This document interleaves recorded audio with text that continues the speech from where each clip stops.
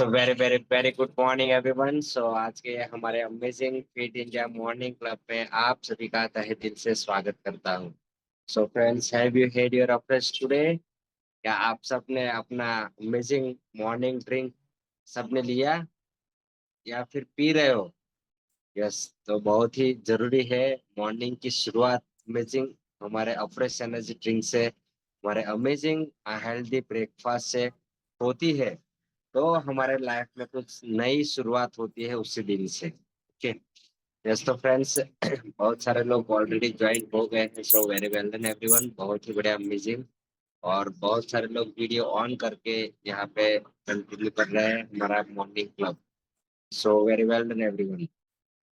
So friends, शुरुआत करेंगे हम लोग आज एक छोटे से मेडिटेशन से, क्योंकि छोटा मेडिटेशन है लेकिन वो हमारे लिए बहुत ही फायदेमंद है, बहुत ही फायदे कारक है। क्योंकि अगर हम लोग मेडिटेशन नहीं करेंगे तो हमारा माइंड संतुलित नहीं रहेगा, हमारा माइंड चेंज नहीं होगा और हमें कुछ सोचने का विचार पूरे दिन में तो कभी नहीं आएगा। क्योंकि यही एक टाइम है हमारे पास जो मॉर्निंग में हम लोग अपने आइज बंद करते हैं, तो हमें कुछ नए विचार आते हैं पूरे दिन में कुछ काम करने के लिए, कुछ नया सोचने के लिए, कुछ नया करने के लिए भी। ओके, जस्ट हम लोग मेडिटेशन की शुरुआत करेंगे।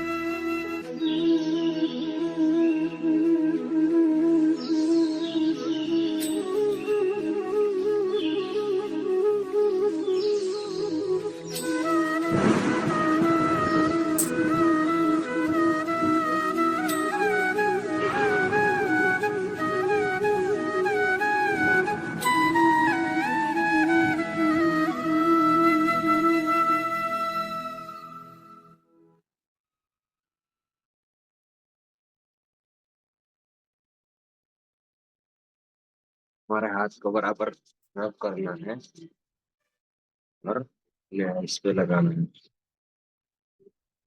और पूरे दिन एनर्जी हमें फील करना है। तो जो मिस्टेक्स होती है वो वैल्यूएबल है हमारे सक्सेस के साथ। यानी कि हमारे से कोई भी गलती होती है तो उस पे हमें ध्यान देना है, लेकिन उसको पॉजिटिव वे में ध्यान देना है। अगर हम लोग कोई भी गलती करते हैं तो उसमें दो चीज होगी। या तो वो चीज हम लोग सीख जाएंगे, या तो वही काम में हम लोग सक्सेसफुल हो जाएंगे। यानी कुछ भी काम किया और उसमें हमारी गलती हुई तो उसको कैसे बेटर बनाना है वो सीख जाएंगे, या फिर हम लोग वो काम में सक्सेसफुल हो जाएंगे। तो दो तरीके से हमारा काम होगा। तो ये हमें पॉजिटिव सोचना है ऑलवेज। तो तो हमें हमारे मिस्टेक्स को मिस्टेक्स नहीं रहने देना है। ठीक है। यस, तो ये आज का हमारा अफर्मेशन है। यस। तो फ्रेंड्स, आज का टॉपिक है हम लोगों ने लीडर्स लोगों ने डिसाइड किया था कि कुछ ना कुछ मोटिवेशन भी होना चाहिए, कि कुछ ऐसी स्टोरीज होनी चाहिए। तो मैं आज आप सबको दो तीन स्टोरी सिखाने वाला हूँ, दो तीन स्टोरी बताने वाला हूँ कि हमें कैसे मोटिवेट कर जाए, कैसे मोटिवेट कर जाए उसके लिए। ओके। तो उससे पहले मेरे बारे में, और मैंने बहुत सारे लोगों को हेल्प किया, उसमें से भी दो तीन लोगों को हम लोग यहाँ पे सुनेंगे। तो फर्स्ट तो मैं मेरे बारे में आपको जानकारी देने वाला हूँ। सो फ्रेंड्स, मेरा नाम भरत भारिया है और ये अपॉर्चुनिटी के साथ लास्ट 10 साल से जुड़ा हुआ हूँ। और ये अमेजिंग न्यूट्रिशन यूज करते हुए मुझे और मेरी फैमिली को 10 साल से भी ज्यादा हो गए हैं। और ये यूज करने से पहले मैं बहुत ही अंडरवेट था, स्टेमिना बहुत ही लो रहता था, और इम्यूनिटी पावर इतना कम रहता था कि मुझे थोड़े थोड़े दिन में डॉक्टर के पास जाने की जरूरत पड़ रही थी। और मुझे डाइजेशन के प्रॉब्लम की वजह से ये सारी तकलीफें मुझे हो रही थी। लेकिन आज से 10 साल पहले आप ही की तरह ऐसा सेशन अटेंड किया था, फिट इंडिया क्लब में ज्वाइन हुआ था, यहाँ पे जैसे बोला गया मेरे कोच को फॉलो किया, और ये अमेजिंग ट्राई किया था हमारा न्यूट्रिशन। और ये स्टार्ट करने के बाद मैंने अब तक टोटल मैंने 16 kg वजन बढ़ाया है। स्टेमिना इतना हाई फील कर रहा हूँ कि पूरे दिन भी काम करने के लिए बोले तो मैं बिंदास कर सकता हूँ। और इम्यूनिटी पावर इतना बढ़ गया है कि लास्ट 10 साल हो गए मुझे डॉक्टर के पास जाने की जरूरत नहीं पड़ी। So thanks to this wonderful Herbalife Nutrition, जिसकी वजह से ये सब कुछ पॉसिबल हुआ है। तो ऐसे ही दूसरे लीडर्स है जिन्होंने भी ये अमेजिंग न्यूट्रिशन यूज करके अपनी हेल्थ की जर्नी बेस्ट बनाई है। तो उसमें से फर्स्ट रिजल्ट्स मैं उनका शेयर करवाने वाला हूँ, और वो है दारा उपाध्याय। दारा मैम को यहाँ पे मैं बुलाना चाहूंगा। दारा मैम। तालियां हिले जब लक मेरा हिलती है बालियां एक एक ठुमके पे सौ सौ तालियां हिले जब लक तेरा हिलती है। Good morning, sir. Good morning. Unbelievable and born lucky. मेरा नाम तारा उपाध्याय है। मैं वापी से बिलोंग करती हूँ और इस कम्युनिटी में जुड़ने से पहले मैं काफ़ी ओवरवेट हो चुकी थी और मुझे डॉक्टर की भी विजिट करनी पड़ी थी उस वजह से, क्योंकि मुझे पीरियड्स में प्रॉब्लम आ रहे थे। तो फिर डॉक्टर ने बोला कि आपको वेट लॉस करना है, क्योंकि मेरा 66 kg वेट हो गया था। और फिर मैं सोच रही थी कि मैं कैसे वेट लॉस करूँ, क्या करूँ, कुछ नहीं। पहले मेरा था रूटीन, मेरा वेट बढ़ता था तो मैं वॉकिंग पे निकल जाती थी सुबह में 6 से 7 बजे, 1 घंटा वॉकिंग करके फिर वापस आती थी। बट उसके आने से बाद मुझे पता नहीं था कि ब्रेकफास्ट में क्या लेना चाहिए, क्या नहीं लेना चाहिए। तो मैं हमारा जैसे नॉर्मल पहले से मेरा रूटीन था कि मुझे एक बड़ा मग भर के चाय चाहिए, मतलब चाहिए ही। तो मैं चाय लेती थी और उसके साथ रोटी लेती थी या बिस्किट या कुछ भी, मतलब गरम नाश्ता चाहिए ही था। तो मैं सोच रही थी कि मैं ये सब तो वॉकिंग कर रही हूँ, फिर भी मेरा वेट क्यों नहीं कम हो रहा है। तो फिर मुझे ये हमारे कोच मिले मुझे बड़ौदा में। तो फिर मेरे कोच ने मुझे समझाया कि आप हमारे साथ ट्राई करो, आपका वेट लॉस होगा ही होगा। तो पहले तो मुझे ट्रस्ट नहीं हो रहा था कि नहीं, ऐसा तो कुछ थोड़ी होता है कि वेट लॉस होगा ही होगा, इतनी गारंटी के साथ दे रहे हैं। तो फिर मैंने सोचा चलो ट्राई करके देखते हैं। तो ये कम्युनिटी में मैं जोड़ी तब से, और ये fit India morning club join किया, वर्कआउट ज्वाइन किया, ये हमारा अमेजिंग न्यूट्रिशन लेने का शुरू किया। तब से मेरा वेट कम होने लगा, तब मुझे काफी अच्छा हो रहा है। और अब मुझे क्या है, पहले मेडिकल इश्यू बहुत थे, हाइपर एसिडिटी, माइग्रेन, वो सब था। तो ये न्यूट्रिशन लेने की वजह से वो सब भी अब, एसिडिटी तो जैसे गायब ही हो गई है। क्योंकि मुझे ऐसा था कि हर 3-4 दिन में मुझे एसिडिटी ना हो, ऐसा तो हो ही नहीं सकता था। तब एसिडिटी भी नहीं हो रही है। माइग्रेन का हेडेक पहले जो हो रहा था 15 दिन में, वो 3 दिन तक चलता था, वो भी अब धीरे धीरे कम होने लगा है। तो मेरे लिए काफी अच्छा है कि ये कम्युनिटी में जुड़ के मुझे काफी सारा अच्छा सीखने को मिला कि आप ये खाओ तो ये हो सकता है, नहीं हो सकता है। और मुझे ऐसा है कि मुझे हर कुछ ना कुछ खाते रहते ही चाहिए। तो मैं ऐसा सोच रही थी कि मेरे से भूखा तो नहीं रह जाएगा, तो मैं खाते खाते कैसे वेट लॉस करूंगी। तो भाई ये कम्युनिटी में जुड़ के मुझे पता चला कि हम, हाँ, इधर खाते खाते भी वेट लॉस कर सकते हैं। और सच में मेरा वेट लॉस हुआ है, 6 kg वेट लॉस हुआ है, अभी भी मेरी वेट लॉस जर्नी चल रही है। So thank you my sponsor, thank you.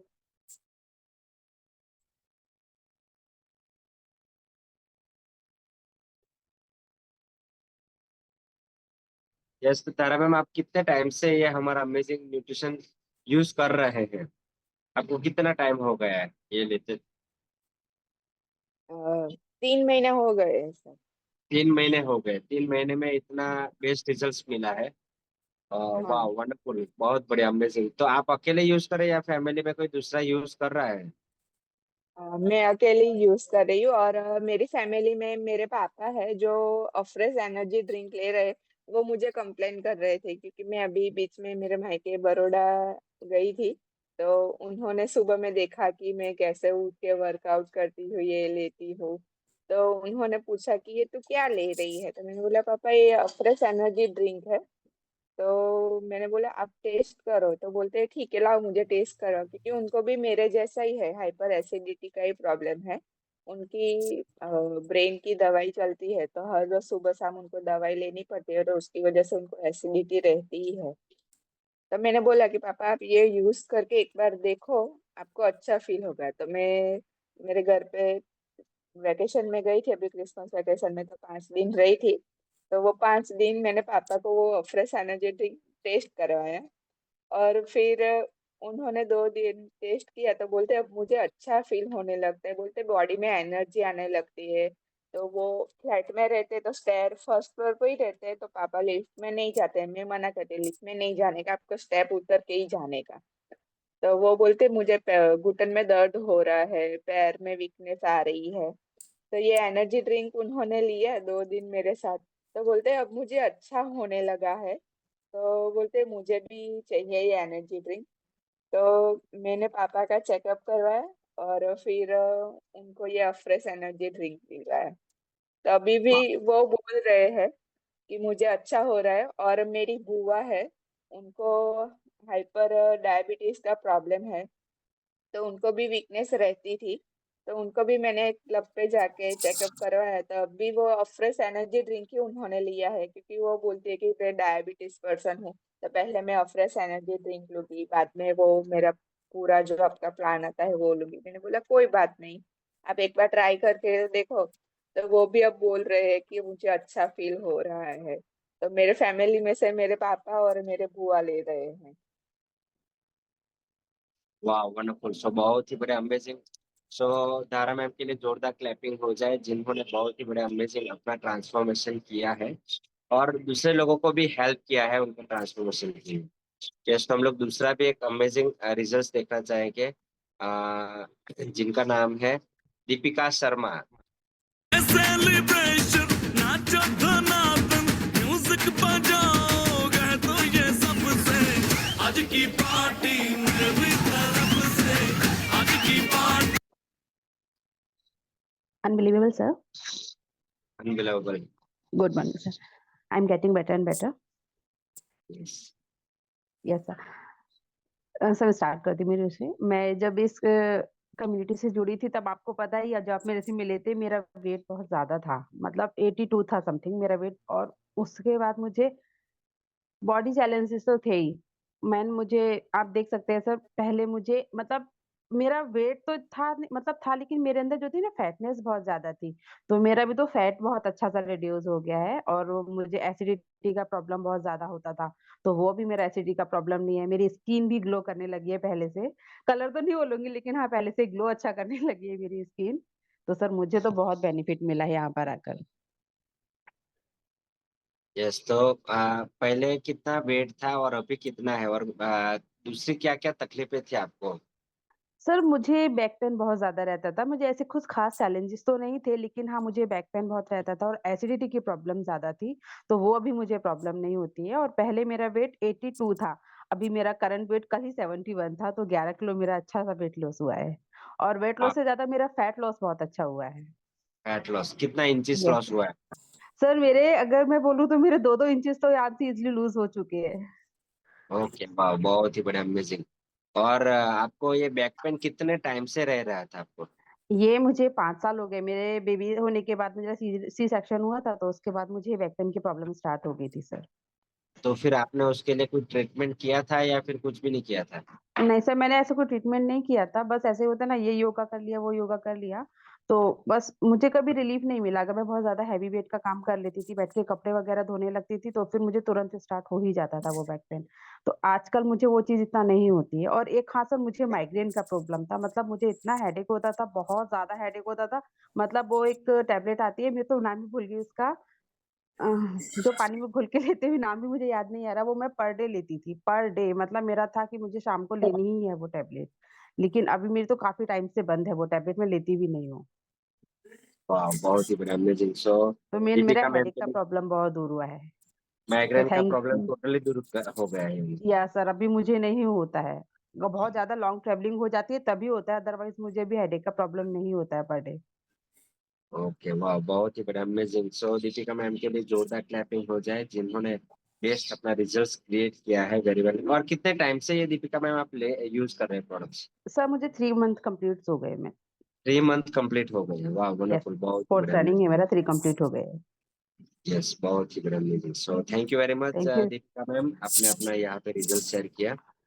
Yes, तो फ्रेंड्स, यहाँ पे हमारे पास ऐसे न्यू गेस्ट है जिन्होंने आज ज्वाइन किया है, सो उनका हम लोग वेलकम करेंगे। न्यू गेस्ट है आज के हमारे। यस, तो उनसे हम लोग बात भी करेंगे थोड़ी। यस,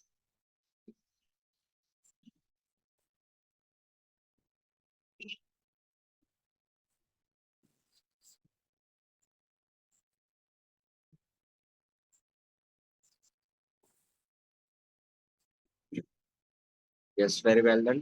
सो उनका हमें वेलकम करना है।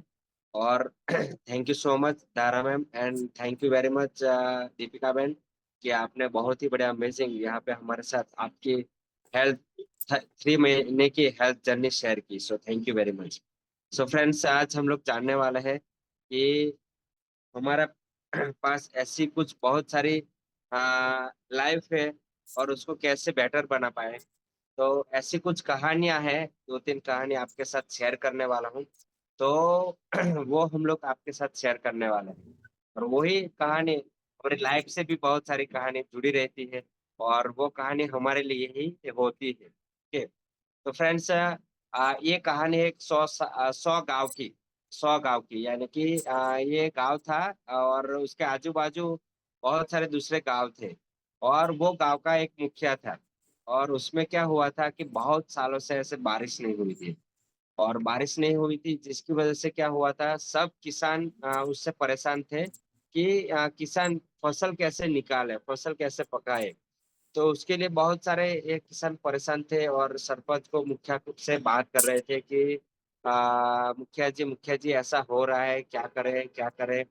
ये फसल नहीं निकल रही है। तो मुखिया कुछ न कुछ नहर से पानी लाने का और अपने खेतों में कुछ न कुछ करने का वो ट्राई कर रहे थे। लेकिन धीरे-धीरे क्या हुआ था, वो पानी भी फिनिश हो जाता था और फसल फिर सूखने लगती थी। तो उसमें से जितना बेनिफिट मिलना चाहिए उनको वो नहीं मिल पाता था। तो स्टेप बाय स्टेप ऐसा बहुत सारी बार ऐसा किया और बहुत सारे साल बीत गए। फिर धीरे धीरे धीरे सडनली गांव वाले परेशान हो गए और बहुत कुछ ऐसा ढूंढ रहे थे सारे लोग। तो जितने भी गांव वाले या फिर आजू बाजू वाले लोग ऐसा कुछ करते थे तो मुखिया वो सारी चीज करवाता था कि हमारे गांव में, ये हमारे आजू बाजू के सारे गांव में बारिश हो और सभी किसान की फसल अच्छे से निकले ऐसा। तो फिर बहुत सारे लोगों ने ढूंढा और एक एक दिन ऐसा आया कि एक मंदिर था गांव के थोड़े दूर 200-250 किलोमीटर के पास। तो वहां पे ऐसा बोलते थे कि यहाँ पे पूजा करवाते, पूजा पाठ करवाते हैं और जो कुछ भी मन्नत है वो मांगते हैं तो वो डेफिनेटली पूरी होती है। तो फिर सभी गांव वालों इकट्ठे हुए एक जगह पे और डिसाइड किया कि चलो वहां पे जाते हैं, वो पुजारी के पास जाके हम लोग वो पूजा करवाते हैं।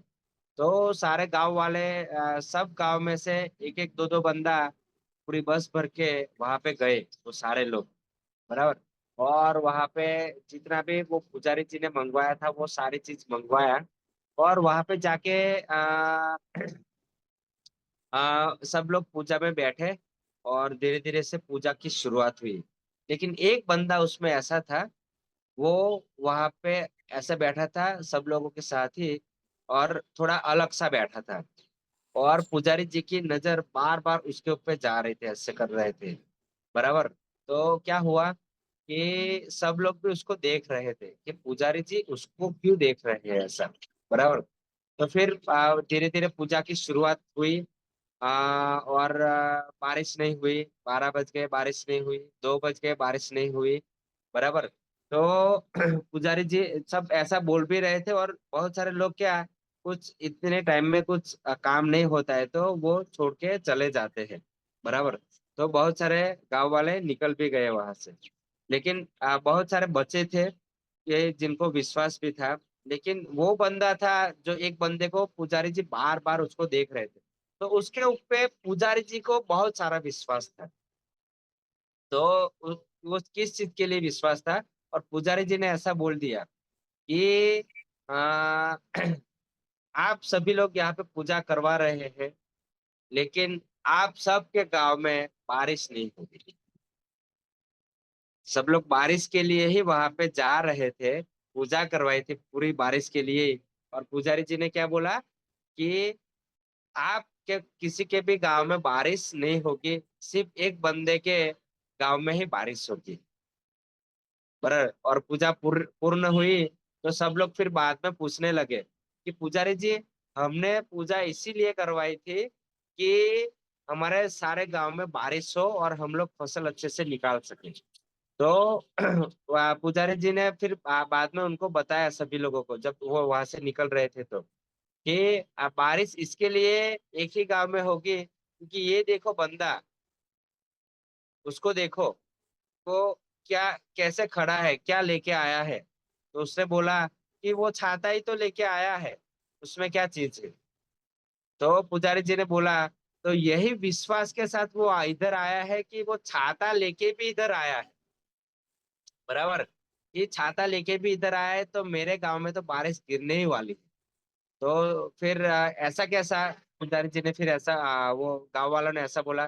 तो उसने ऐसा बोला कि हम लोग जो कुछ भी काम करते हैं तो उसमें हमें विश्वास भी होना चाहिए, विश्वास भी होना चाहिए कि ये काम कर रहा हूँ उसमें मुझे सफलता मिलेगी ही।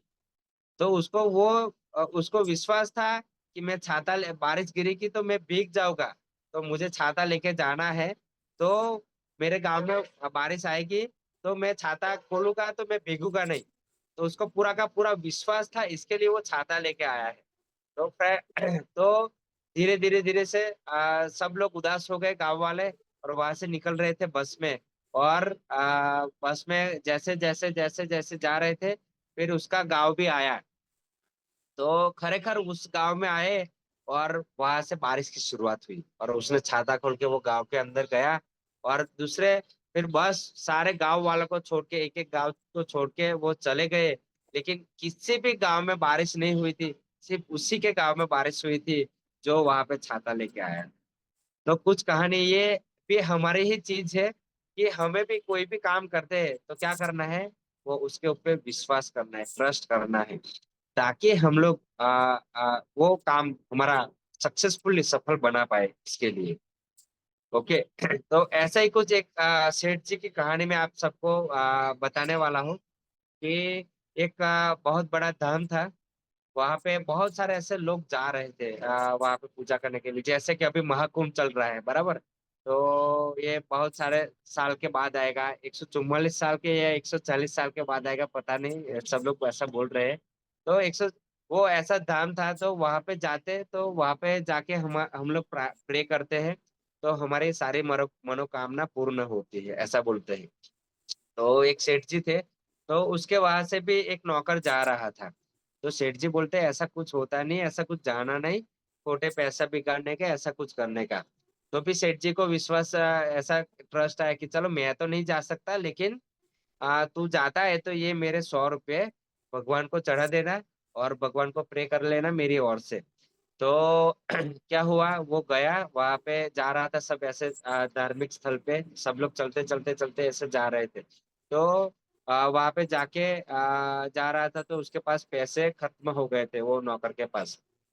और बीच में ऐसे साधु संत थे, वो भूखे थे, और वो बोल रहे थे भैया कुछ है तो हमें खिला दीजिए, भैया कुछ है तो हमें खिला दीजिए। तो क्या हुआ कि वहां पे शुरुआत की उसने कि यार पैसे तो मेरे पास है नहीं, तो मैं इन लोगों को कैसे खिलाऊंगा, इन लोगों को क्या दूंगा, तो मेरा पुण्य भी इसमें सफल हो जाए। तो उसके पास कुछ पैसे नहीं थे, लेकिन उसके पास वो पैसे थे जो उन्होंने उनके सेठ जी ने दिए थे, पर उनके सेठ जी ने 100 रुपए दिए थे। तो क्या किया उसने, 98 रुपीज का सब जो साधु संत थे, महात्मा थे, उनको 98 रुपीज का जो भी लाना था वो लाके उन सभी साधु महात्मा को खिला दिया था। उसने ऐसा सोचा कि भगवान ने तो सेठ जी ने तो दिए हैं पैसे, मैं 2 रुपए चढ़ाऊं या 100 रुपए चढ़ाऊं, भगवान के लिए तो सेम ही है, बराबर। तो क्या हुआ कि उसने 98 रुपये वो खर्च कर दिए उन लोगों को, भक्तों को खिलाने के लिए। और 2 रुपये क्या किया, मंदिर जाके भगवान को अर्पण किया, ये मेरे 2 रुपये है भगवान, की मनोकामना पूर्ण करना। तो उसी दिन क्या हुआ, सेठ जी के सपने में भगवान आए, और भगवान ने बोला उसको सपने में कि सेठ जी आपने बहुत बढ़िया काम किया है, और आपने मुझे 98 रुपीज चढ़ाए हैं।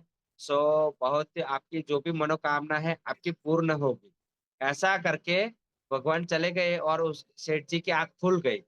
फिर ऐसा हुआ कि सेठ जी की आंख खुल गई, तो उसने सोचा कि मेरे नौकर ने इतने रुपए चढ़ा दिए, तो उसने फिर तो 2 रुपए क्यों बाकी उसने रखे, कि 2 रुपए क्यों नहीं चढ़ाए, ऐसी क्या मुसीबत आ गई कि उसने 2 रुपए नहीं चढ़ाए।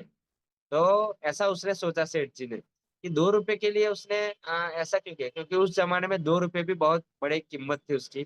तो 2 रुपए क्यों नहीं चढ़ाए, लेकिन बात उल्टी थी, 2 ही रुपए उसने भगवान को चढ़ाए थे, और 98 रुपए उसने वो भक्तों को खिला दिया था, बराबर। तो उसने ऐसा बोला कि उस भगवान को ऐसा पूछा उसने, सेठ जी ने, कि ऐसा क्यों किया, क्योंकि आपके 98 रुपए हमें स्वीकार है।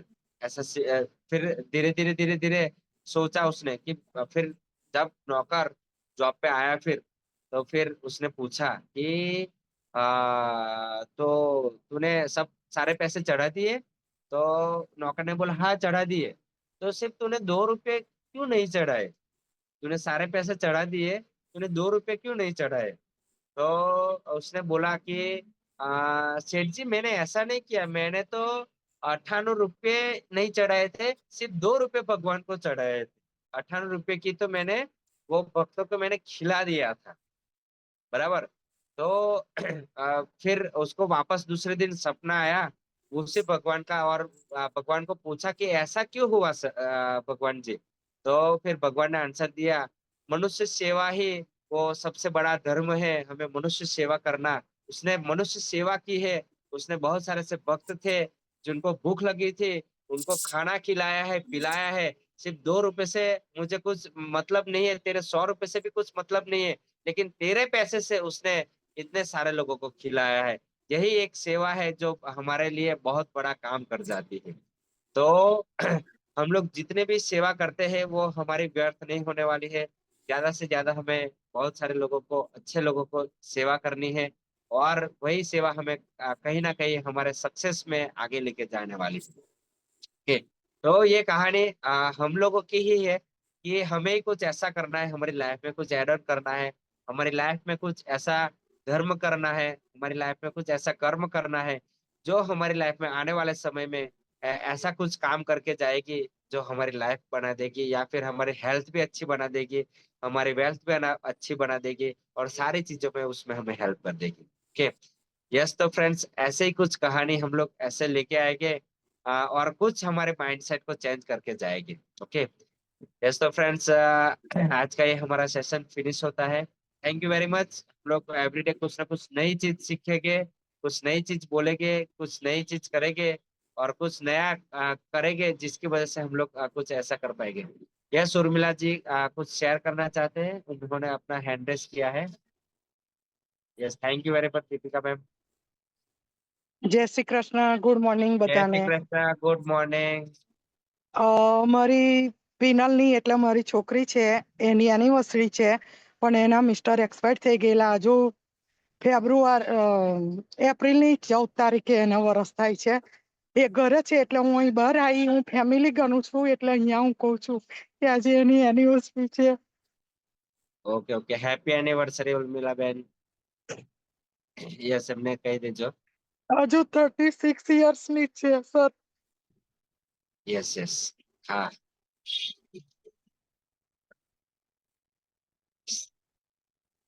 કઈ નહીં, બધું સારું થઈ જશે।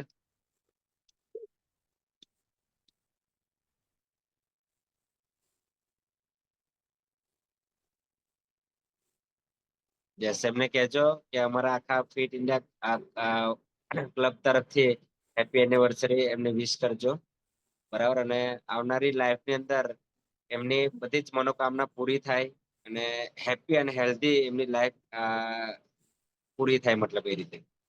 Okay, thank you very much. Okay, thank you બધાને. જય શ્રી કૃષ્ણ. जय श्री कृष्ण। तो फ्रेंड्स आज तो हमारी भी एनिवर्सरी है। मैं भी भूल गया था आज मेरी एनिवर्सरी है। सो कल कल याद था, कल मॉर्निंग में बोला था कि एनिवर्सरी है, लेकिन आज उर्मिला बहन ने वापस से अगेन याद दिला दिया। सो आप मुझे भी विश कर सकते हो हैप्पी एनिवर्सरी, हम लोगों को भी। Thank you very much everyone, thank you.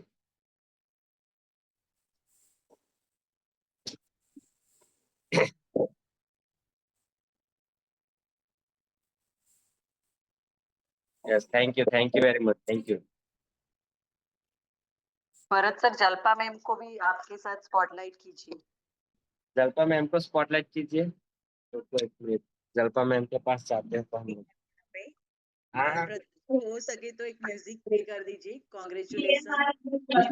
जल्पा ma'am से सब लोग मिलना चाहते हैं। प्रतीक सर म्यूजिक प्ले कर सकते हैं? कॉन्ग्रेचुलेशन या तो एनिवर्सरी का।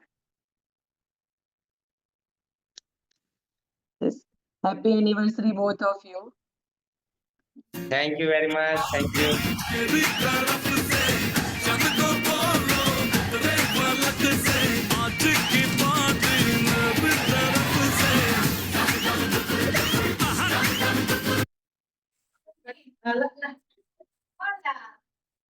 Yes, thank you very much everyone, thank you so much.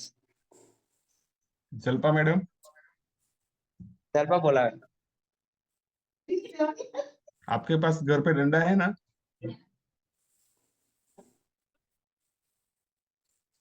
हाँ घर पे डंडा है ना बहुत बड़ा? हाँ बोलिए सर। हेलो, हाँ हाँ बोलो। घर पे डंडा है ना आपके पास? भरत सर को यस। 2 लगाएगा, वो आपकी एनिवर्सरी भूल गए। मैं खुद भी भूल गई थी तो फिर कैसे लगाऊंगी। Happy anniversary both of you. Thank you so much, all of you. Thank you.